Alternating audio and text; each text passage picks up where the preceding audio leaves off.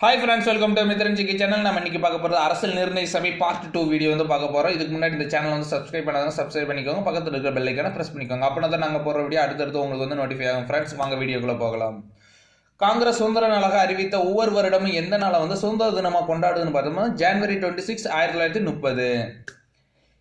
இந்திய அரசியலமைப்பு உருவாக்க அமைக்கப்பட்ட குழுக்கள் மொத்தம் எத்தனை பார்த்தோம்னா 22. அடிப்படை உரிமை மாநில அரசியலமைப்பு குழு தலைவராக இருந்த சர்தார் வல்லபாய் பட்டேல்.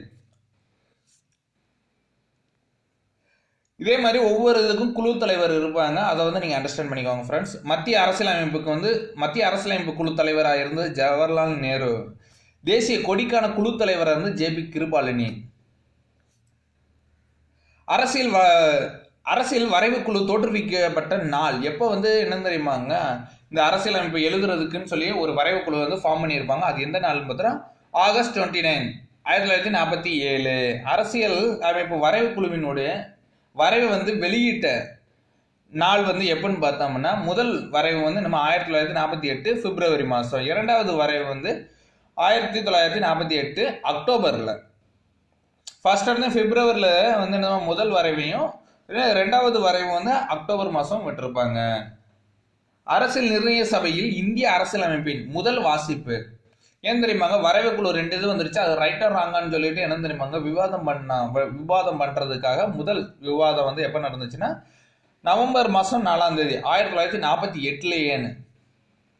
அக்டோபர் மாதம் 2வது, அதுக்கடுத்து நவம்பர் மாதம் என்ன இது விவாதம் வந்து ஸ்டார்ட் ஆயிருச்சு, முதல் விவாதம். அரசியல் நிர்ணய சபையின் இந்திய அரசியலமைப்பின் இரண்டாவது வாசிப்பு வந்து 17 அக்டோபர் 1949, ஒரு வருஷம் கழிச்சு ஸ்டார்ட் பண்ணியிருக்காங்க ரெண்டாவது வாசிப்பு. அரசியல் நிர்ணய சபையின் இந்திய அரசியலமைப்பின் மூன்றாவது வாசிப்பு 14 நவம்பர் 1949. ஒரு மாதம் கேப் இருந்திருக்கு ரெண்டாவது வாசிப்புக்கும் மூணாவது வாசிப்புக்கும். ஒரு அப்ராக்சிமேட்டா 1 மந்த் கிட்ட. நீங்கள் வந்து இதில் வந்து இரண்டாவது வாசிப்பும் மூன்றாவது வாசிப்புக்கும் இயர்ஸ் வந்து சேமாக இருக்கும். அதே மாதிரி முதல் வாசிப்புக்கும் இரண்டாவது கடைசி வாசிப்புக்கும் மந்த் வந்து சேமாக இருக்கும். இதை வந்து நீங்கள் ஞாபகம் வச்சுக்கோங்க ஃப்ரெண்ட்ஸ்.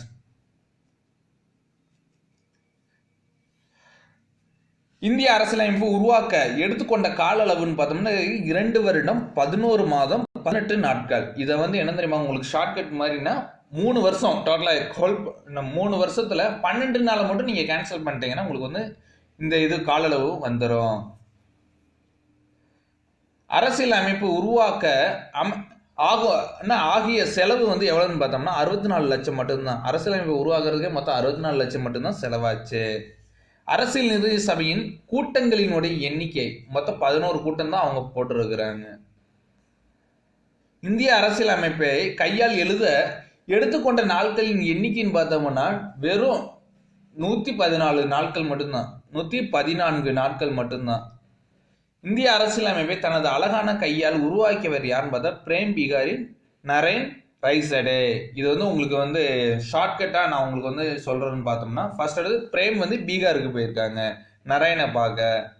அப்படின்னு வந்து அங்க என்ன ரைசடே அவங்க வந்து கொஞ்சம் ரைஸ் ஆயிட்டாங்க நரேனை பார்த்து அப்படின்னு கொஞ்சம் ஒரு ஷார்ட்கட் மாதிரி நீங்க வந்து யாவும் பண்ணி வச்சுக்கோங்க. பிரேம் வந்து பீகாருக்கு போயிருக்காரு நரேனை பார்க்க, அங்க போய் ரைஸ் ஆயிட்டாரு. எனக்கு கை வலிக்குது அப்படின்னு சொல்லி இது வந்து அந்த மாதிரி ஒரு ஷார்ட்கட் தான், யாரையும் மனசையும் புண்படுத்துறதுக்கு இல்லை. இந்திய அரசியலமைப்பு ஏற்றுக்கொள்ளப்பட்ட நாள் நவம்பர் 26, 1949. அதனால தான் நவம்பர் 26 வந்து இந்திய அரசியலமைப்பு தினம் அப்படின்னு சொல்லி கொண்டாடுகிறோம். இந்திய அரசியலமைப்பு சட்டத்தின் இறுதி வடிவ அங்கீகரித்து கையெழுத்திட்ட உறுப்பினர்களின் எண்ணிக்கை மொத்தம் எத்தனை பேர் வந்து கையெழுத்து போட்டாங்கன்னா இதை வந்து ஓகே இதெல்லாம் எங்களுக்கு வந்து பிடிச்சிருக்கு அப்படின்னு சொல்லிட்டு 284 பேர் வந்து கையெழுத்து போட்டிருக்காங்க. எப்பன்னு பார்த்தோம்னா ஜனவரி 24, 1950. கையெழுத்து போட்ட உடனே என்ன தெரியுமாங்க, நம்மளுக்கு ஒரு குடியரசுத் தலைவர் வேணுமே அப்படின்னு சொல்லிட்டு இந்திய அரசியல் நிர்ணய சபையால் இந்தியாவின் முதல் குடியரசுத் தலைவராக ராஜேந்திர பிரசாத் வந்து தேர்வு செய்யறாங்க. என்னது கையெழுத்து போட்ட உடனே எங்களுக்கு வந்து குடியரசுத் தலைவர் வேணும் அப்படின்னு சொல்லிட்டு ஜனவரி 24. அதே டேட்ல தான் என்னமா 1950. அரசியல் நிர்ணய சபையால் தேசிய கீதம் தேசிய பாடல் அங்கீகரிக்கப்பட்ட நாள். குடியரசுத் தலைவர் வந்துட்டாரு, நம்ம நாட்டுக்குன்னு ஒரு தேசிய பாடல் வேணும், அதே மாதிரி தேசிய கீதம் வேணும்னு சொல்லிட்டு அன்னைக்கேன்னு கன்ஃபார்ம் பண்ணுறாங்க. ஜனவரி 24, 1950. அரசியல் நிர்ணய சபையின் கடைசி கூட்டம். நம்மளுக்கு வந்து குடியரசுத் தலைவர் வந்தாச்சு, தேசிய கீதம் தேசிய பாடல் வந்துருச்சு, என்ன அரசியல் அமைப்பு வேற அங்கீகாரம் கொடுத்தாச்சு. அப்புறம் அதுக்கடுத்து என்ன தெரியுமாங்க, அரசியல் நிர்ணய சபையின் உடைய கடைசி கூட்டத்தை இன்னையோட முடிச்சுக்கலாம் அப்படின்னு சொல்லிட்டு அன்னைக்கே முடிச்சுக்கிறாங்க. ஜனவரி 24, 1950. அவங்க மொத்தம் என்ன தெரியுமாங்க, ஜனவரி 24 வந்து நம்மளுக்கு வந்து 4 இது வருமே. இந்திய அரசியலமைப்பு சட்டத்தின் இறுதி வடிவம் வந்து அங்கீகரித்து உறுப்பினர்கள் கையெழுத்து போட்டது 24 தான். அதே மாதிரி குடியரசுத் தலைவரும் 24 தான், தேசிய கீதம் தேசிய பாடல் 24 தான், கடைசி கூட்டமும் 24 தான். அவங்க மொத்தம் 4 கண்டென்ட்டுமே 24 தான், ஒரே நாளில் நடந்திருக்கும். இந்திய தேர்தல் ஆணையம் நடைமுறைப்படுத்தப்பட்ட ஆண்டு ஜனவரி 25, 1950. இவ வந்து குடியரசுத் தலைவர் எல்லாரும் வந்துட்டாங்க, அதுக்காக தேர்தல் வரணும்ல, அதுக்காக தான் ஜனவரி 25 வந்து ஸ்டார்ட் பண்ணியிருக்காங்க இந்திய தேர்தல் ஆணையம். இந்தியாவில் இந்திய அரசால் உச்ச நீதிமன்றம் உருவாக்கப்பட்ட ஆண்டு ஜனவரி 28, 1950. 3 நாள் கழிச்சு வந்து என்ன சுப்ரீம் கோர்ட் வந்து ஸ்டார்ட் பண்ணியிருக்கிறாங்க. நிர்ணய சபையை கூடிய போது சுதந்திரத்தின் போது காங்கிரஸ் தலைவராக இருந்தது யாரு அப்படின்னு பார்த்தோம்னா ஜே.பி. கிருபாலினி. அவங்க தான் தேசிய கொடியோடைய குழு தலைவராகவும் இருந்தாங்க. புதிய அரசியலமைப்பின்படி முதல் பொது தேர்தல் நடைபெற்ற காலம் எப்போ வந்து முதல் பொது தேர்தல் நடந்துச்சுன்னா 1951 52 வரைக்கும்.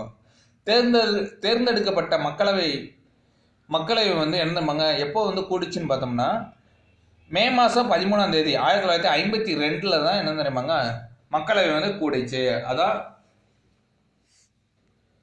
கீழவைன்னு சொல்லுவோம் நாடாளுமன்றத்தில். அது முதல் பிரதமராக ஜவஹர்லால் நேரு வந்து தேர்ந்தெடுக்கப்பட்டார்.